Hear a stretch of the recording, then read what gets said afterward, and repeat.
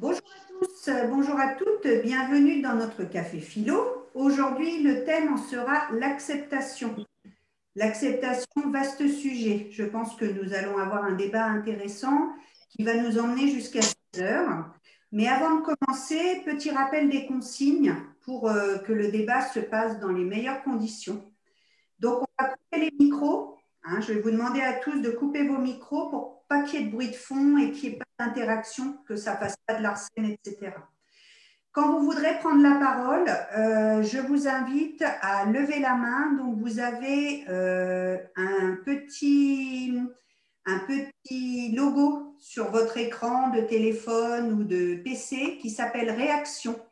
Quand vous cliquez dessus, vous pouvez lever la main, vous pouvez envoyer un petit pouce pour féliciter, applaudir, etc. Donc, je vous invite à faire ce procédé et surtout, quand vous demandez à prendre la parole, voilà, Olivier, ça marche, impeccable. Pensez à la retirer la main aussi, que je puisse vous donner la parole. On se rappelle bien sûr qu'on est bienveillants les uns envers les autres, pas de jugement de valeur, beaucoup de bienveillance et surtout on laisse chacun s'exprimer et dire ce qu'il a envie de dire. Donc pour ma part, je vais fermer mon micro, je vais vous laisser la parole et puis je pense que je vais commencer par Marie. Donc Marie, à toi de commencer.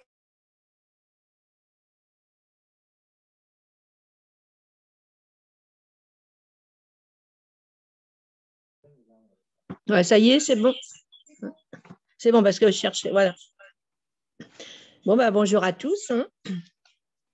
Alors, après maintes recherches sur ce puissant mot, l'acceptation, je me suis inspirée de commentaires, d'articles, dont M. Christophe André, psychiatre, M. Max Piccinini, coach confiance en soi, réussite, M. Didier de Buisseret, thérapeute, Mme Nathalie Martin, coach développement confiance, et Daphné et son parcours. Qu'est-ce que l'acceptation?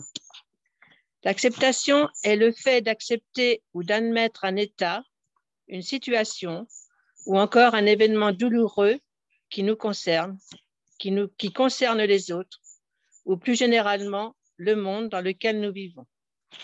Le contraire de l'acceptation est le refus, le rejet, la colère. L'importance et la puissance de l'acceptation. Quand on souffre, c'est qu'on n'a pas encore accepté quelque chose. On en veut à quelqu'un. On a la rancœur. On se sent coupable de quelque chose. C'est qu'on n'a pas encore accepté la situation. Et finalement, on apprend qu'on ne peut pas changer le passé. On ne peut pas changer ce qui s'est passé. Alors la grande clé est d'accepter ce qui est. L'acceptation semble une chose simple. C'est dire oui, oui à la vie, oui au monde, oui au réel. Sauf que dire oui n'est finalement pas si simple. Quand ce réel nous dérange, nous révolte, nous blesse. Nos capacités d'acceptation sont mobilisées dans de nombreuses circonstances, des plus anodines, telles « il pleut alors que nous avions prévu un pique-nique »,« nous venons de rater notre train »,« nos enfants nous rapportent de mauvaises notes », ou des plus dramatiques, telles la maladie, la mort, le handicap, l'injustice.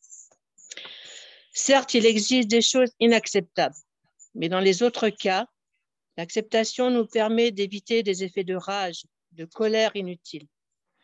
L'acceptation peut être un acte libérateur. Accepter, c'est prendre acte avec sérénité d'un état de choses contre lesquelles on ne peut rien. Aussi, l'acceptation, ce n'est pas renoncer ou se soumettre, ce n'est pas approuver, mais affronter ce qui est. Il existe un tas d'acceptations que nous vivons au quotidien ou lors d'événements douloureux. Je n'en citerai que quelques-unes, telles l'acceptation des petites choses de la vie. Oh non, je viens d'accrocher ma voiture. Oh non, un trou énorme à ton pantalon. Oh non, la boulangerie est fermée. Oh non, mon ballon d'eau chaude vient de lâcher. Et tant d'autres encore. L'acceptation de soi-même, c'est s'accepter en entier, s'accepter tel que l'on est, tant physiquement que mentalement. C'est accueillir ce que nous sommes avec amour et bienveillance, sans jugement. L'acceptation des autres, c'est accepter que d'autres personnes soient différentes de soi, qu'elles pensent et vivent de manière différente. L'acceptation d'une défaite. Accepter une défaite peut nous faire grandir et nous amener à de grandes victoires. L'acceptation d'une perte de travail. Malheureusement, perdre un travail peut aussi amener à la descente aux enfers, divorce, perte de ses biens, de ses enfants et finir dans la rue. Maintenant, je vais m'arrêter un peu plus longuement sur deux acceptations plus douloureuses. L'acceptation d'un handicap. Comment accepter son handicap? Du refus à l'acceptation d'un handicap s'écoulent 5 phases qu'il faut accepter de franchir.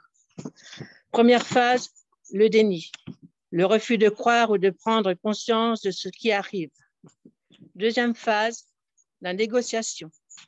Sur l'épaule gauche, la partie sombre, vivant mais emprisonné dans son propre corps. Sur l'épaule droite, la partie optimiste. Ce n'est pas si catastrophique. On devrait réussir à s'en sortir, tu ne crois pas? Troisième phase, la dépression. Certains ont pu l'affronter grâce à une phase d'hyperactivité qui les a empêchés de sombrer. Quatrième phase, la colère, la plus terrible, le pourquoi. Cette colère qui gronde, qui monte, qui est gigantesque, lourde, qui prend toute sa place. Plus de patience, de compassion, d'amour et de bienveillance envers soi-même. Incapable de pouvoir pardonner à cette faute à pas de chance, à soi-même qui ne peut pas vaincre. Cinquième phase, l'acceptation. Ne jamais abandonner le combat, même si c'est long. Mais accepter veut simplement dire que je suis en accord avec ce qui m'est arrivé grâce à tout ce que ça m'a apporté, malgré ce que ça m'a enlevé. Et personnellement, je garde en tête cette phrase que quelqu'un m'a dit un jour, on n'accepte pas son handicap, on le subit. L'acceptation de la mort. Comment accepter la mort? Chacun le vit différemment. C'est un lâcher-prise face à une situation qu'on ne peut changer, quand on réalise qu'il ne sert à rien de lutter. L'exemple le plus clair est le décès d'un proche. Certains continuent à vivre dans le passé, dans le souvenir permanent du disparu et à souffrir de cette perte au point de ne plus retrouver goût à la vie. D'autres, tout en ressentant une tristesse légitime au moment de la perte, font le choix de vivre dans le présent sans oublier pour autant le défunt. Alors, comment accepter l'inacceptable?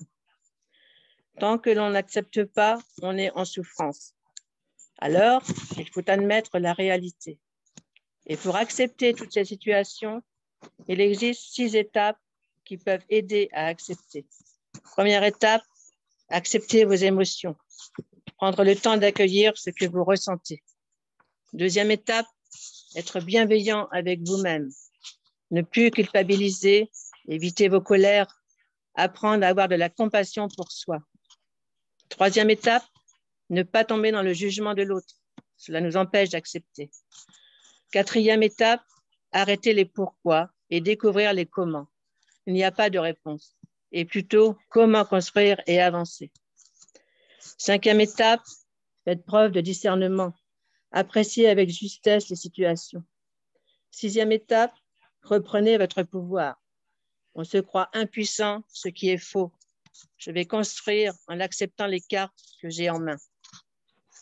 Et avant de conclure, je terminerai par 2 belles citations. La tête dit, lorsque tu seras en place, je trouverai la paix. Alors que le cœur dit, trouve la paix et tout se mettra en place. Et personne ne peut diriger le vent, mais on peut apprendre à ajuster ses voiles. Merci de votre écoute. Merci beaucoup, Marie. C'était très intéressant. Beaucoup de travail. Alors, juste pour la petite anecdote, on était partis bizarrement, Marie et moi, sur les mêmes professionnels, les mêmes psychiatres, les mêmes coachs quand on a fait nos recherches pour préparer ce cet après-midi. Mais voilà, il me paraissait important de laisser la parole à Marie, pour présenter voilà, toutes ces recherches. Merci beaucoup, Marie. Est-ce que, du coup, quelqu'un veut prendre la parole? Et Marie, il faut désactiver ton micro, s'il te plaît. Ouais. C'est bon. Quelqu'un veut prendre la parole? Oui, Olivier. Hop, il faut réactiver votre micro. Voilà. Oui. On te laissera la parole après, Nils. Oui. Les gens, elle m'avait expliqué ce que ce serait son intervention. Ça fait de l'écho. Baisse le son. Faut que tu baisses, Marie. Ouais. Merci. Et donc, il faut baisser le son. Alors moi, j'ai choisi un mot qui est celui de souffrance. Parce qu'en fait, tout le monde est touché par la souffrance. Personne n'y échappe. À un exemple type, le bouddhisme est une façon, sans parler de religion, hein, c'est une façon de se libérer de la souffrance. C'est le but, hein, vous voyez, ça ne va pas chercher loin dans le principe, mais c'est un peu l'histoire de la souffrance. Alors, la souffrance, il faut ne pas oublier qu'elle peut être physique. Si on a un problème physique, on va, par exemple, un handicap physique ou une maladie, ça nous occasionne une souffrance physique, mais il ne faut pas omettre que la souffrance peut avoir une origine mentale. Et elle peut des fois être bien plus compliquée, la souffrance d'origine mentale. Je dis pas qu'elle est toujours là, mais en fait, on y passe. L'étape de la souffrance, on y passe. Et je voulais faire un petit écho de ce que nous indiquait Marie, c'est-à-dire les étapes qui sont pour la maladie, pour le cancer, le déni, la colère, la marchandage, la dépression et ensuite l'acceptation. Elle nous a parlé de l'acceptation, donc je ne vais pas en rajouter, mais moi je parle de la souffrance telle qu'elle est. On a beaucoup de chance en l'époque où nous nous trouvons par rapport à ce qui existait auparavant, dans le domaine, avec des outils que j'ai beaucoup utilisés, je vous le dis tout de suite.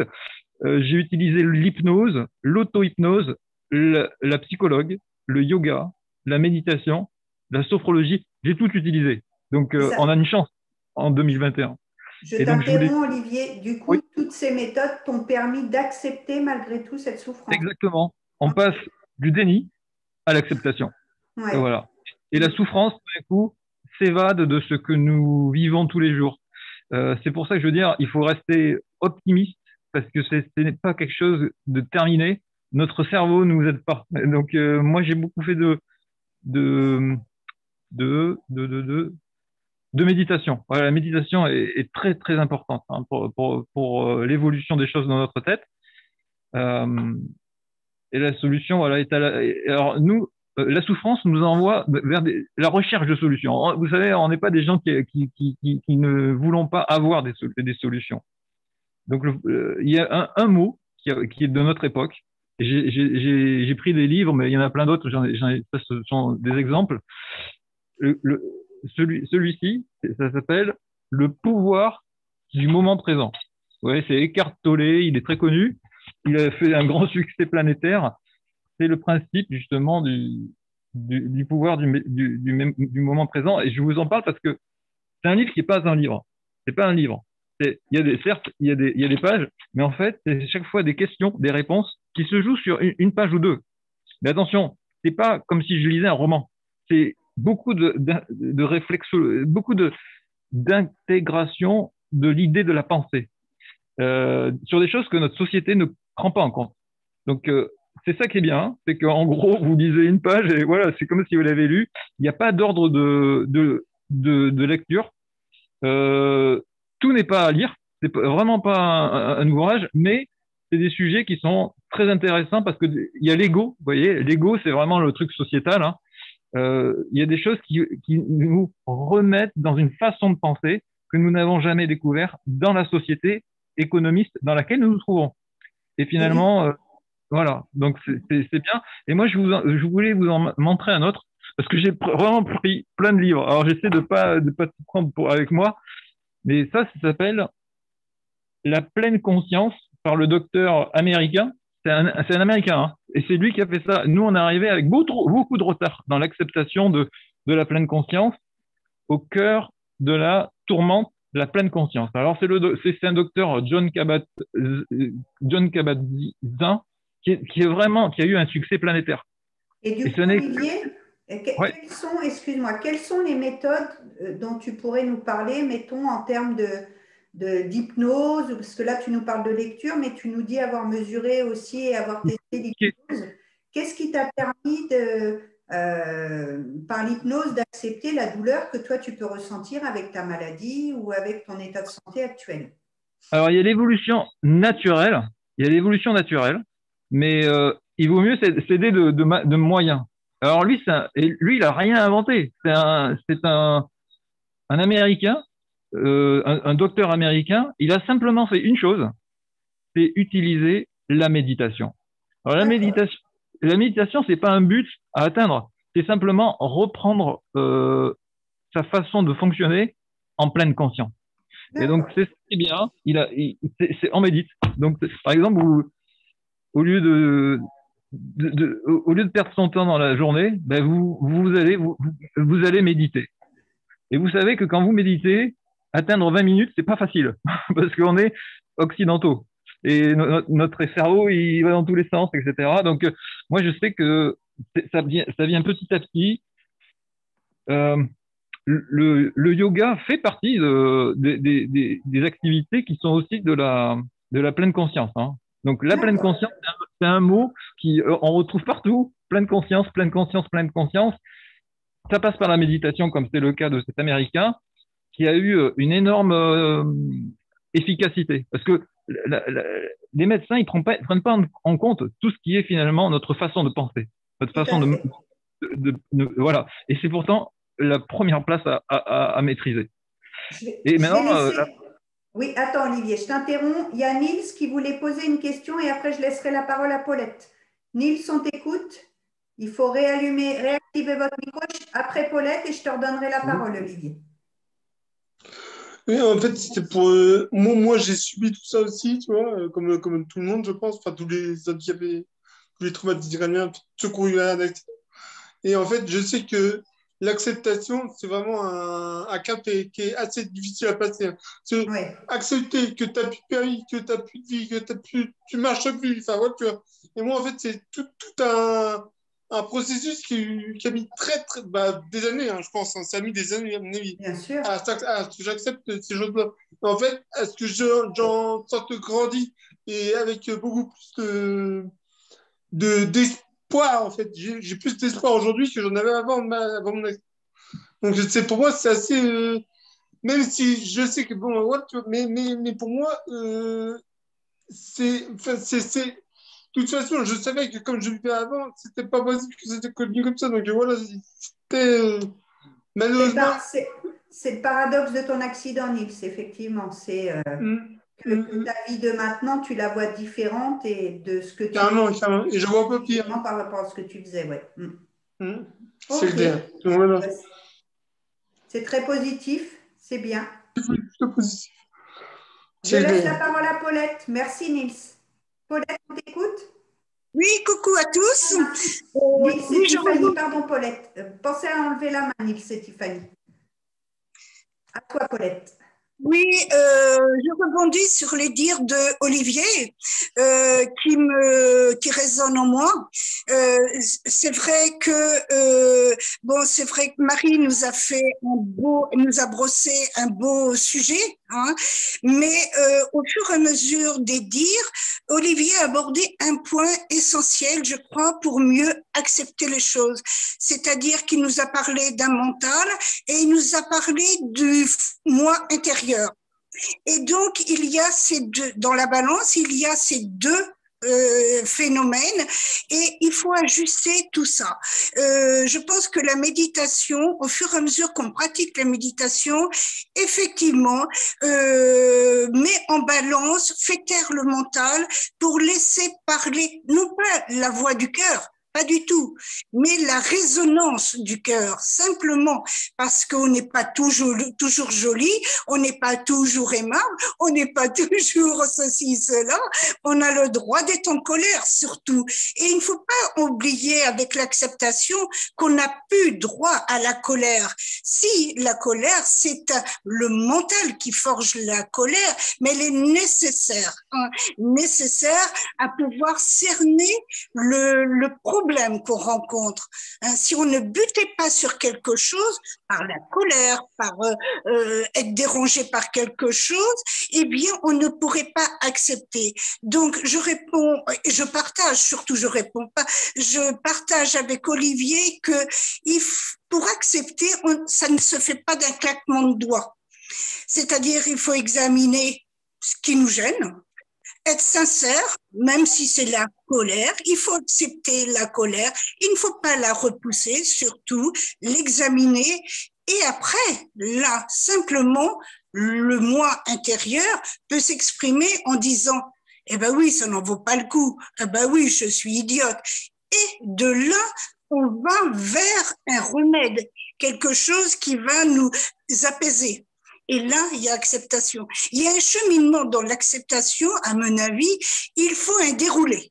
Hein, un déroulé, ça ne se fait pas comme ça. Et je prends un contre-exemple, vraiment, mais volontairement, hein, c'est dans ce cheminement, on pourrait aller vers le fatalisme.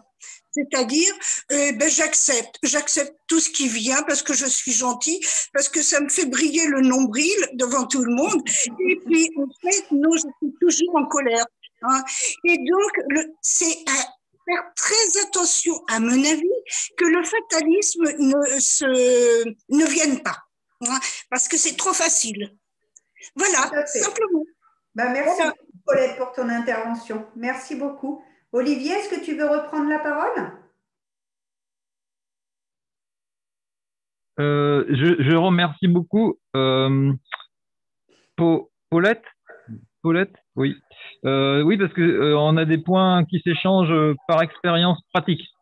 Et ce que je voulais dire, c'est qu'on peut parler de la méditation, mais tous ceux qui sont pratiquants à haut niveau dans la méditation disent ne lisez plus de livres, pratiquez.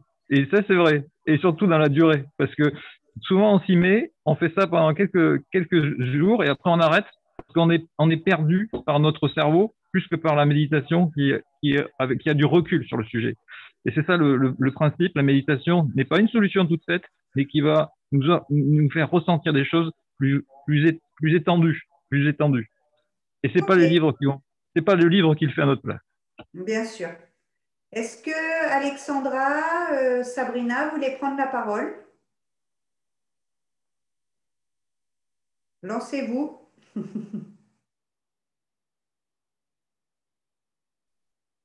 C'est un peu compliqué de rebondir après. Ah, mais après chacun Marie, a son avis. après Marie, après Olivier, après Paulette. Moi, je suis assez d'accord que, c'est ce que j'avais noté, que l'acceptation, c'est un peu le travail d'un deuil. On l'a évoqué ensemble avec les 7 étapes. Moi, je m'étais, pour rebondir par rapport à vos méthodes, j'ai jamais pratiqué la méditation, mais à vous écouter, ça donne super envie. Par contre, j'ai pratiqué l'acupuncture pour le lâcher prise par rapport au corps, parce que des fois, dans l'acceptation, le cerveau, la conscience ne suffit pas, et c'est le corps qui parle et qui nous embête, parce que dans la phase d'acceptation qui peut durer 5 à 7 ans, par rapport à un deuil, hein, je parle, même si nous, notre conscience, on est conscient de ces 7 phases ou 5 phases, le corps, lui, n'est pas toujours en harmonie avec notre conscience. Et du coup, moi, l'acupuncture m'avait beaucoup aidé à déposer mes choses et au lâcher prise. En tout cas, je vous remercie. Moi, je m'étais appuyée sur un livre qui s'appelle L'intelligence du cœur et qui a été écrit par Isabelle Friliosa, qui est une psychothérapeute et qui avait repris toutes ces phases d'acceptation dans le parallèle, en faisant un parallèle avec la phase du deuil. Voilà, c'est tout ce que j'aurais à... Après, dans l'acceptation, là, on l'évoque par rapport à un handicap ou un décès d'un proche. Enfin, Marie, dans ce que tu as dit, il y a plein de choses où je pense que plein de gens s'y retrouvent et on a tous notre vécu. Et, mais l'acceptation, du moment où on intègre un peu cette façon de penser, de faire, de respecter l'autre, ça nous aide aussi beaucoup au travail, je pense, par rapport à la prise de recul. Et si on accepte de se dire qu'on n'est pas parfait ou que l'autre n'est pas parfait, eh ben, on est beaucoup plus respectueux les uns vis-à-vis des autres. Voilà pour moi. Merci Sabrina. Je rebondis justement sur la discussion qu'on avait avec Olivier tout à l'heure quand il est arrivé au local, où justement on commençait à aborder un peu ce sujet qui est l'acceptation. C'était de se dire, est-ce qu'on peut mettre en parallèle acceptation et résilience? Alors, je rebondis sur ce que disait Paulette, hein, résilience ne veut pas dire fatalisme, mais vraiment passer par ces étapes de se dire, oui, je suis en colère, oui, je vais être peut-être vulgaire, mais oui, c'est dégueulasse ce qui m'arrive, oui, c'est pas bien, oui, pourquoi moi, etc. Et puis, on aura peut-être une phase aussi un peu d'apathie où on va subir le truc et ce moment où on va rebondir en se disant, bon, allez, ça y est, maintenant, je me dis que j'y suis pour rien et je pense que c'est aussi quelque chose de super important, que ce soit dans un deuil, que ce soit dans tout plein d'étapes, que se dire, ben, j'y suis pour rien, c'est ainsi. Et effectivement, il faut que je continue d'avancer pour moi, pour les autres. Et je pense que c'est important, voilà, peut-être de mettre en lien cette notion de résilience. Après, on l'a déjà abordé toutes les deux, Virginie, par rapport à des colères qu'on peut avoir au travail ou quoi. Et du coup, on les retrouve, ces phases-là. C'est Où on ça. se dit, bah, tiens, aujourd'hui, je suis très en colère. Mais demain ou après-demain, il y aura la phase de résilience. Et du coup, la semaine d'après, il y aura l'acceptation pour continuer d'avancer. Et puis, ouais, et ne pas hésiter, là on est entre nous, mais je pense, là on parle du travail, mais aussi partager aussi cette difficulté qui nous permettra peut-être de mieux l'accepter et d'en parler, d'avoir, parce qu'on a la tête dans le guidon, parce que on est, comme disait Paulette, hein, il y a notre nombril et puis il y a le monde autour, mais surtout notre nombril, et de se dire, mais peut-être que quelqu'un va avoir un regard extérieur, va avoir cette hauteur nécessaire, cette prise de recul nécessaire pour m'aider justement dans l'acceptation. Je peux rebondir? Vas-y Marie, puis on laissera la parole à Paulette et après Alexandra. Je n'ai pas pour longtemps, c'est juste, je vois, et faire écouter tout ça, qu'on retrouve les phases voilà, qui a été énoncée tout à l'heure, la colère, bah oui, puis après, bon, je vois que toutes les phases se suivent bien par le fait. Je pense que tout le monde doit passer par ces phases et puis après, quand vous parlez de méditation, ben voilà, accepter vos émotions et se sentir bien dans son corps, être bienveillant avec vous-même, ça va bien avec la méditation, Olivier, je pense. On est sûrement en colère et puis après, vient petit à petit, l'acceptation arrive. Sûrement avec des années, c'est sûr, ça ne se fait pas tout seul. Et puis chacun est différent, chacun le vit différemment. On a tous nos degrés, entre guillemets. Voilà, chacun est différent. Voilà, mais je pense que tout le monde passe par toutes ces étapes. Je pense, je ne sais pas. Ok. D'autres choses, Marie, ou je passe la parole? Non, non. Ok. Paulette, et après on écoutera Alexandra. Oui, au fur et à mesure de la discussion, c'est vrai qu'il m'apparaît un point important. L'autre fois, lors du café philo, là aussi, je l'avais ressenti. Là aussi, je trouve important qu'il y ait quand même une écoute bienveillante. quand il y a ces moments de colère, de crise, on peut être très dur avec soi, avec son corps, avec son esprit, avec tout ce qui... Mais la nécessité d'avoir un miroir, c'est-à-dire l'autre, c'est un miroir, et qui nous renvoie des choses en disant « tu m'agaces, ça va pas », etc., eh bien, c'est nécessaire. Et quand ça va mal, on n'est pas prêt d'écouter. On va pas demander à l'autre. On se tait et justement, ça amplifie, ça amplifie. Et par la méditation, petit à petit, je pense qu'on a moins besoin de ce miroir.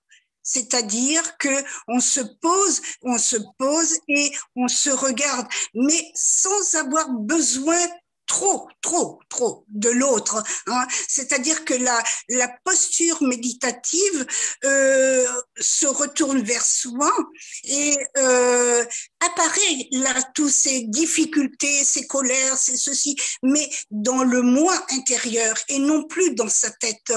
C'est pour ça que dans un premier temps, je trouve que l'autre a son importance. Il nous renvoie dans nos cordes, mais c'est parce que bon, on en a besoin, parce qu'on dépasse, parce qu'on dépasse les limites. Hein. Et donc, c'est important de se faire rabrouer, voilà, entre guillemets. Tout à fait. C'est l'importance de l'autre en même temps pour se retrouver et passer. Et je disais tout à l'heure, accepter, oui, mais en faire quoi? Accepter. Et on en fait quoi? Et on en fait quoi? Donc, c'est vrai que accepter doit, je pense que le terme est juste, doit nous emmener vers une porte où il y a de l'action, où on se guérit, où on va vers l'apaisement, où on va vers des choses nouvelles, où on redécouvre des choses en soi. Mais il faut passer par toutes ces phases. Voilà. Super, Paulette. Je suis tout à fait d'accord avec toi, c'est vrai. On accepte, mais qu'est-ce qu'on fait de l'acceptation? Après, qu'est-ce que ça devient? Tout à fait. On laisse Non, il n'y a pas de souci, c'est super intéressant. On laisse la parole à Alexandra et après on revient vers toi, Nice. Alexandra. Moi, j'avais noté donc accepter les choses comme elles viennent. Après, le deuil, et après accepter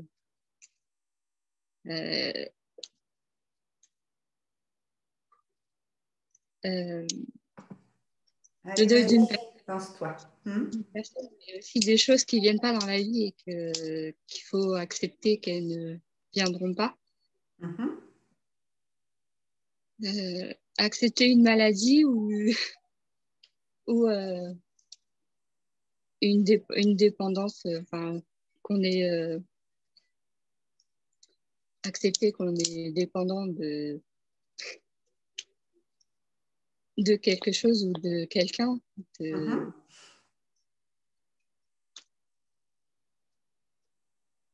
Pour toi, Alexandra, vas-y, lance-toi. C'est bienveillant, hein? On n'est pas là pour juger, donc vas-y. C'est le sujet du mois prochain.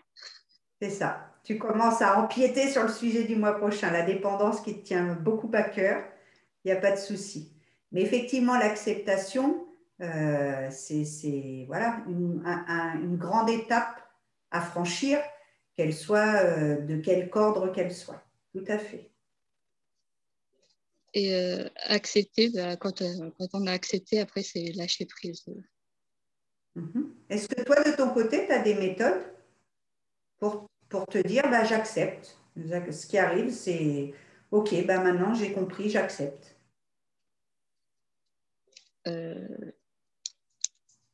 Comme la psychologue qui m'a beaucoup aidée. Et je fais de la méditation aussi. Voilà, accepter de se faire aider par un tiers, mais aussi, je reprends ce que disaient Paulette et Olivier, accepter de temps en temps peut-être de se recentrer et puis voilà, son moi intérieur et accepter peut-être de temps en temps de s'écouter. OK. D'autres choses, Alex? Non? Alors, on laisse la parole à Nils. Moi, en fait, je pense qu'il y a une chose qui est très, très parlante pour tout le monde, à mon avis, c'est un électrocardiogramme.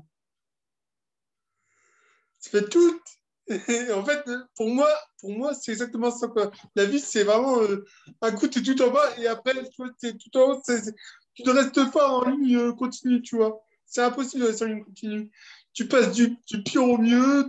Enfin, c'est difficile au départ de se retrouver vraiment dans ce nouvel être qui est nous. C'est nous-mêmes, on a un nouvel être. Hein. Au départ, on ne se connaît pas. En fait, Ouais. c'est une, une prise de conscience, enfin, une acceptation. C'est vraiment tout un processus qui ne se fait pas du jour au lendemain. Bien Et sûr. je pense que vraiment, il faut beaucoup de temps, d'années ouais, pour accepter vraiment la réalité. Parce que, bon, au départ, franchement, enfin, bon, vous me connaissez, hein, au départ, c'était pas ça. Et voilà. En fait, pour moi, je pense que sérieusement, faut pas se mentir à soi-même. Il faut vraiment aller en paix et aller, voilà, tu vois, faut pas se tracasser de ce que pensent les autres. Ça, faut juste vivre pour soi et essayer de se faire plaisir, de kiffer. Moi, ça a été la musique pour moi. Après, on a tous notre moyen de méditer, en fait. Il y en a, ça va Oui, être la musique, il y en a, ça va être le dessin, il y en a, ça va être le piano, il y en a, c'est pas, oui, oui. on a tous notre moyen de méditer. Après, il est peut-être, pour l'un, c'est le bouddhisme, pour l'autre, c'est Oui, oui. autre chose, tu vois, mais c'est le yoga, par exemple. Mhm. Mais on a tous un moyen de méditer et il est différent pour chacun d'entre nous, en fait. Une personne ne peut pas donner son moyen de se soulager à une autre personne qui, en fait, c'est pas du tout les mêmes besoins, les mêmes souffrances, les mêmes points enfin oui, de Oui, il contraction, faut. mais après, Oui, oui, de difficultés, de. Oui, oui, oui, comme tu dis. exactement. Donc, en fait, Ouais. faut s'accepter soi, faut accepter bah, par où on est passé, puis il faut laisser le temps passer. Et en fait, bah, au bout de plusieurs années, ça fait vraiment du bien et c'est vraiment euh, assez. En fait, moi, je rebondis, là, en fait. Je suis en fait en pleine, comment dire, c'est en plein, comment on dit, quand on va vers le haut, tiens, quand on, non, révolution plutôt. Reconstruction, Ascension, Nils, non? ascension. Bah, Ascension, c'est pas assez fort. C'est pas assez fort. C'est trop calme, Ascension. C'est plutôt. Et l'ascension de l'Everest, c'est pas calme, hein. C'est du coup quand même, hein. Oui, Mais mais non, ouais, oui, Ou non, alors après, c'est éruption, le volcan. ouais. bah, Mais non, c'est trop bien, l'émission. j'aime beaucoup l'idée de l'électrocardiogramme. Je trouve que c'est vraiment ça. C'est en les phases et enfin, c'est vraiment une image qui colle bien à C'est toutes ces clair. phases dont on a parlé depuis le début. Et c'est vrai que si malheureusement on a un électro qui est plat, c'est pas très très bon, hein. Donc, Non, c'est clair. ouais, tout à fait. Super. C'est clair. Effectivement, on peut se donner des moyens et chacun aura son moyen différent et chacun trouvera la façon de. Ouais, ouais, Bien tout à sûr, fait. bien sûr. Super. Merci beaucoup. Quelqu'un d'autre veut interagir, veut réagir?